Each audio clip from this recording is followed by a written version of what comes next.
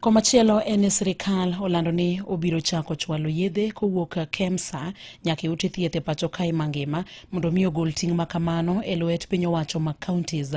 Mae owachi kod jalup jatend piny Ngire Kithure Kindiki e romo ma bende nobedo godo kod jotelo mauok e gwenge mag North Eastern, kolero ni midhiro maduong' osekwako chenro mar chwalo yedhego kowuok e kamino mar KEMSA nyaka e piny owacho mag counties kaito bang'e ka ichwalo yedhego e ute thieth ma pachoka.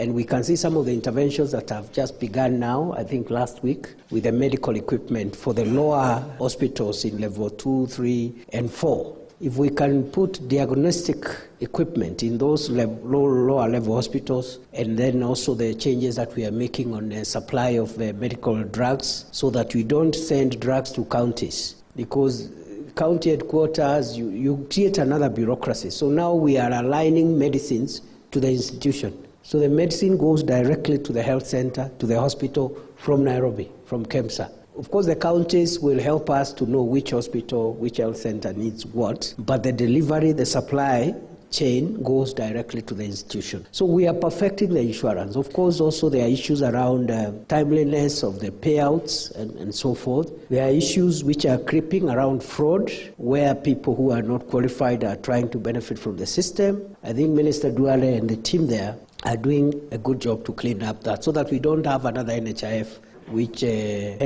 where, public money for public health is just stolen by people who are making fictitious claims. Bende jalup jatend piny Ngire Kithure Kindiki owacho ni gedo mar piny e gwenge mag North Eastern mago ma bende nochung gedo mag-gi kuom higni mathoth mosekalo koro biro dhi nyime kendo tok Sirkal ma pachoka chako chenro manyien mano mar tayo gedo makamano. Kindiki owacho ni okang' mar tiyo makare kod osuru ma bende ochoki apaya koro miyo giyudo omenda mag chulo jogo ma bende nomiyo rak mar gedo makamano mondo mi odhi nyime kod gedogo. Kindiki owacho magi kinde romo ma bende nobedo godo kod jod North Eastern.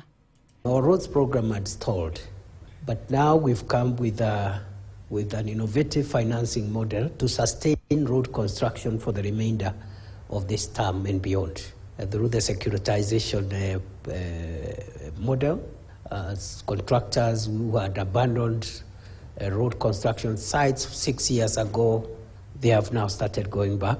So I hope that model will help us expedite the northern Kenya roads,